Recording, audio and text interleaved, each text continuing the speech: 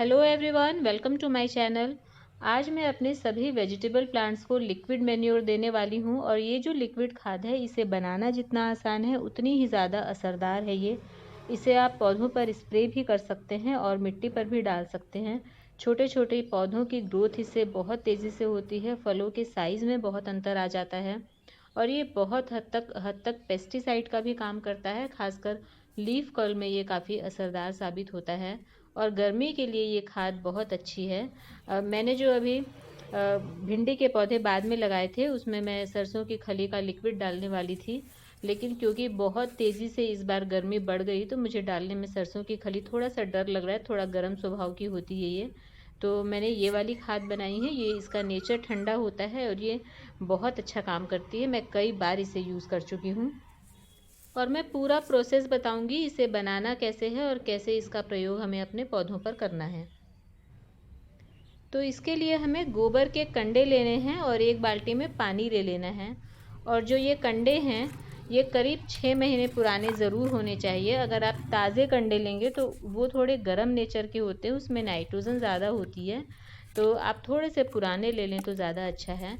और आपको एक बाल्टी में पानी लेना है और जितने आपके पौधे हैं उस हिसाब से आप गोबर के कंडे ले लीजिए। मैंने ये 6-7 लिए हैं।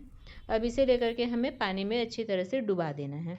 जितना ये कंडे आराम से डूब जाए उतना हमें पानी लेना है। और ये कंडे ऊपर ऊपर तैरते रहते हैं, इसलिए ये अच्छी तरह से डूब जाएं, इसके लिए मैंने इसके ऊपर ये वज़न रख दिया है। आप कुछ भी ईंट वगैरह रख करके इसे अच्छे से दबा सकते हैं ताकि ये पानी के अंदर डूबे रहें। अब हमें इसे ढकना है और ढक करके छाया वाली जगह पर रख देना है। इसे हमें ढक करके करीब 24 से 48 घंटे तक रखना है, मतलब मिनिमम 24 घंटे तक तो रखना है। उसके बाद आप 48 घंटे तक भी रख सकते हैं। अब देखिए पूरे 48 घंटे हो चुके हैं और इस बाल्टी को मैं बाहर लेके आई हूँ। मैंने इसे छाया वाली जगह पे रखा था और अब इसे हटा करके हमें सारे कंडे बाहर निकाल लेने हैं। और ये इन कंडों का पूरा एक्सट्रैक्ट पानी में आ चुका है, पानी का कलर बिल्कुल बदल चुका है, तो हम ये सारे कंडे पहले बाहर निकाल लेंगे।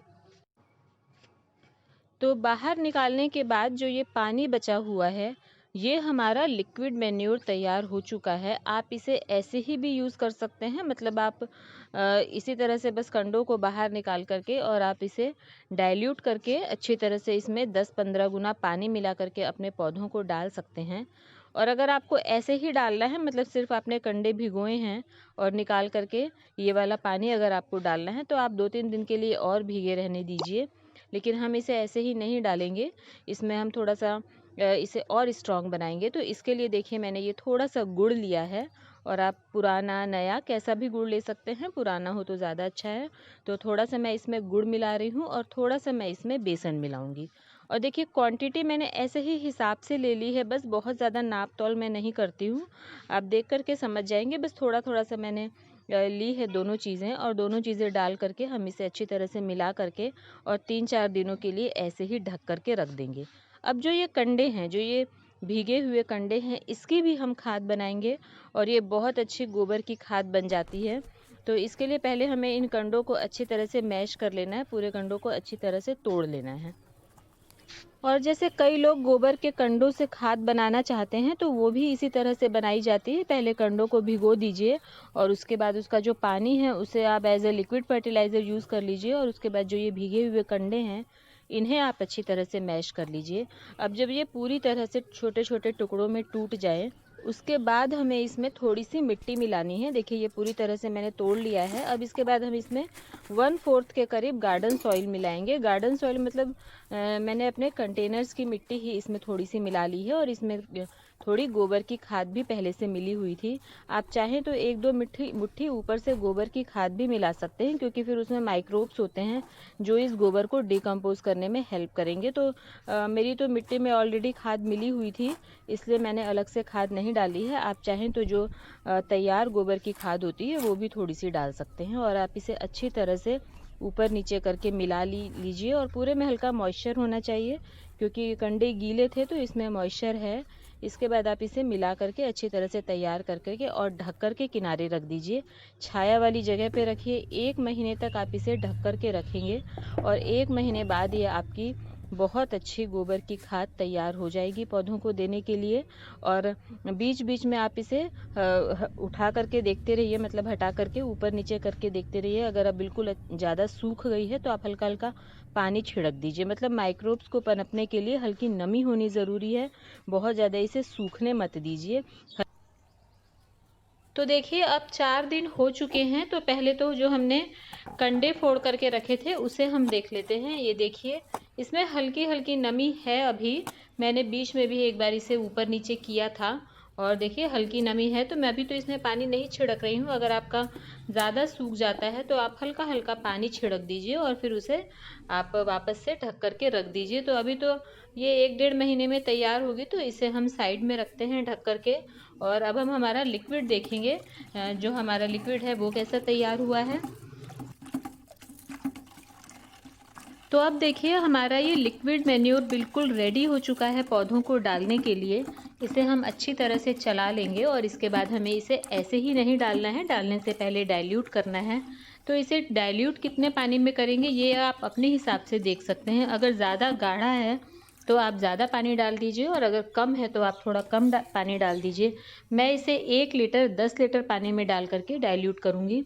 और इसे आप अपने सभी पौधों को दे सकते हैं, मिट्टी में भी डाल सकते हैं और स्प्रे भी कर सकते हैं। अगर स्प्रे करना है तो आप इसे पहले डाइल्यूट करने के बाद आप छान लीजिए और उसके बाद अपने स्प्रेयर में डाल लीजिए और उसके बाद हम इसे आराम से अपने पौधों को स्प्रे कर सकते हैं।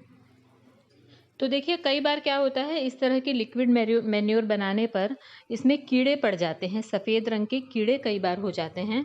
तो कोई भी परेशानी वाली बात नहीं है, गोबर कच्चा होने की वजह से ज़्यादा, अगर नया गोबर है, कंडे 6-7 महीने पुराने नहीं हैं तो उसकी वजह से भी कीड़े हो जाते हैं या फिर बेसन की वजह से भी हो जाते हैं। तो कोई परेशानी नहीं है, उसे आप छान लीजिए, कोई बड़ी छलनी रखिए और उसे पहले आप छान कर और उसके बाद अपने पौधों को दे दीजिए। कोई दिक्कत नहीं होती है, ऐसा नहीं है कि आपकी खाद खराब हो गई है। और अगर कुछ कीड़े चले भी जाते हैं मिट्टी में तो भी कोई परेशानी नहीं होती, मेरी खाद में भी कई बार हो जाते हैं।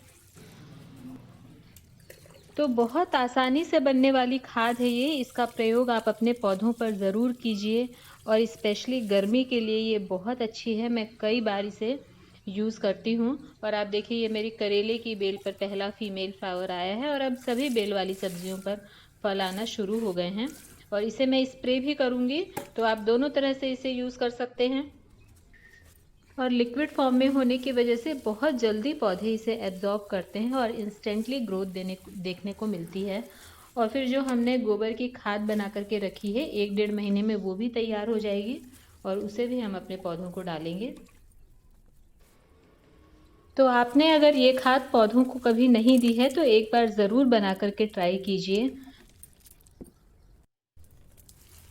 तो उम्मीद है वीडियो पसंद आई होगी। मिलते हैं नेक्स्ट वीडियो में। Thank you.